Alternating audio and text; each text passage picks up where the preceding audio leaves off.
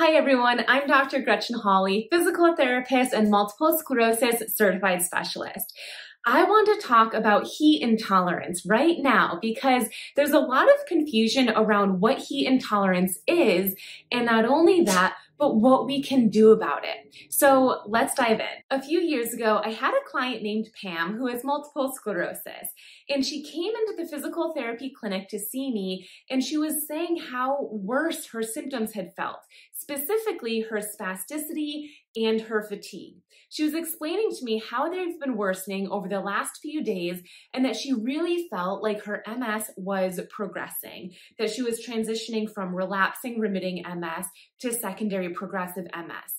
And after digging around a bit and asking her some questions, we quickly realized that her MS was not progressing at all, even though it felt like it. But what was actually happening is she was experiencing heat intolerance. And this was a shock to her because she's had MS for 12 years and she's never had heat intolerance or cold intolerance for that matter. She's never been affected by heat, so this was brand new to her, and she just had assumed that since she hadn't been affected by heat in the past, she wouldn't be affected by heat now. And unfortunately, that's not true. Heat intolerance can kick in at any time, even if it didn't affect you before this time. So I started explaining to her what heat intolerance was and tips that she can do to manage it. And that's what I want to share with you today. Heat intolerance is anything in the world that increases your core temperature. A lot of people think that it's just the temperature outside.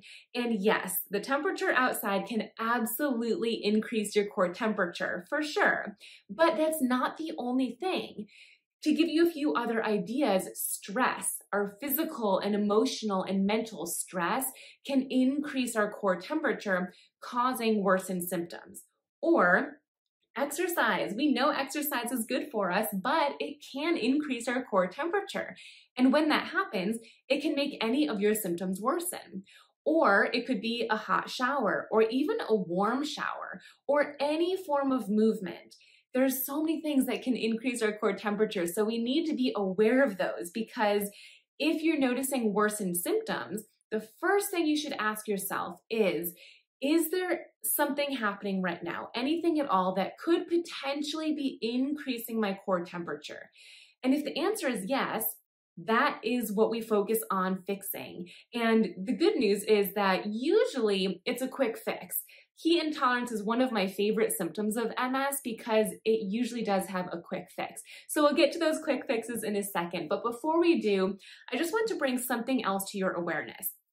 So often, I would say about 50% of my clients with MS who have heat intolerance will often say to me in the summertime that their symptoms are worse. Maybe it's their fatigue or their weakness or sensation or vision.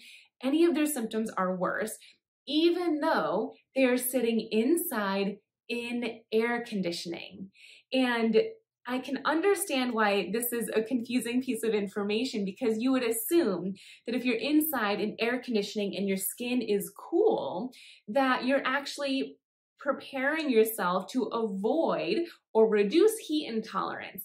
However, the barometric pressure outside, especially if it's humid, but even if it's not, can still increase our core temperature, even if you're inside in air conditioning. So if it is warm where you are right now, even though you're indoors and cool, calm, and collected, it still can increase your core temperature, which is why you want to be aware of the temperature outside, but also aware of your other triggers like stress or exercise, movement, showers, anything of that sort, and implement these tips that I'm about to share with you proactively. Ideally, you would do them before the symptom actually worsens. But if you miss that, it's okay to implement it while you're feeling your symptoms worsen. So there's two main strategies that are really quick fixes that I like to implement. The first one, and this will always be my favorite, is to sip ice cold water. Ice cold water is ingested into our body, which can immediately cool our core temperature down. And what you might be thinking is, I have incontinence, or I have bowel or bladder symptoms, I can't drink water. And there's a lot of conversation that we could have around this. To not get too far off topic, I just want to share with you that you can have tiny sips of ice cold water. It doesn't need to be a big full 8-ounce glass of water. Just tiny sips can be enough. In addition to that, it doesn't need to be ice cold. If you're someone who cannot tolerate ice cold water, just cold water, just something that feels refreshing. Or if you can tolerate cold temperatures of cold water, maybe even putting an ice cube, a small ice cube in your mouth and just sucking on that for a bit to cool your core temperature down. So again, if we're thinking about this proactively, if you know that exercise is something that increases your core temperature, then maybe about 10 or 15 minutes before you exercise, you're sipping some ice cold water. And then during your exercise, during every rest break, you're sipping ice cold water. And then after you exercise, you're continuing to sip ice cold water. Or maybe you suck on a small ice cube before, and then during, not when you're exercising, you don't want any choking hazards, but while you're resting, and then also after. So before, during, and after is when you'd implement that. My second favorite technique is to wear cooling products. Now, there are so many cooling products out there. There are neck wraps, there are vests that you can wear, there's hats, there's clothing, there's t-shirts that will wick away your sweat to keep you cool. There's wristbands, those are some of my favorite. There's even a watch that you can wear that keeps you cool. There's lots of different products out there. It doesn't matter which one you do, which one you use or implement. I had a client a few years ago named Susan who loved these necklaces. It was a fabric necklace that looked like balls of yarn or balls of fabric. And so there were these balls throughout the entire necklace, but you wet the necklace, put it in the freezer, and then take it out and wear it, and it looks like a fun decorative necklace, but it kept her cold. So it doesn't matter what it is, but be proactive about your cooling products that you use. And this is really important, what I'm about to say next, which is pick a cooling product that you actually will wear.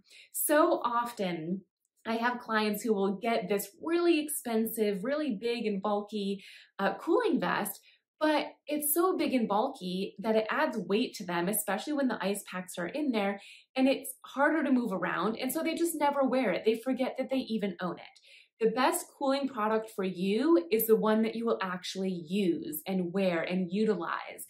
So I won't mention any brands here. If you have questions about brands, just feel free to send me an email or an Instagram message. I'm at dr.gretchen, or YouTube. I'm all over social media, but there are lots of lightweight cooling products that you can utilize.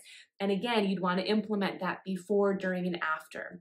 You can even use this during a holiday season. If you're the type of person, I know I am, where I get stressed with deciding, okay, what plans are we going to do? Do I have to make any food? Where am I going to be going? Do I have to pack things?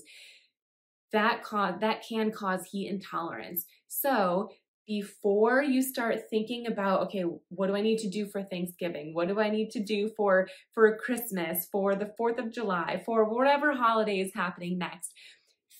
Before you think about those things and before you start planning, put an ice cold vest on or sip ice cold water and then keep it on as you're doing it. Or if you're exercising, put on a cooling vest or a cooling neck wrap, cooling wristbands before you exercise. Keep them on during, and then keep them on after. So those are my two favorite cooling techniques, but there are a lot out there. You could take a cold shower. You could do stress reduction, especially if stress is what is causing your heat intolerance. A meditation might be exactly what you need to reduce your core temperature. But the reason those two are my favorite, the sipping ice cold water and wearing a cooling product, is because it's such a quick fix. And so when you implement those, you can often notice a reduction or even complete loss of the symptom that you are feeling within anywhere from 5 to 30 minutes. It's usually pretty quick. So I hope you implement those. I hope that if you are experiencing heat intolerance this season, you're able to manage it and it doesn't affect you as much. If you'd like to know more information about this, consider checking out my online MS Wellness program, the missing link, or any of my content on Instagram, Facebook, or YouTube.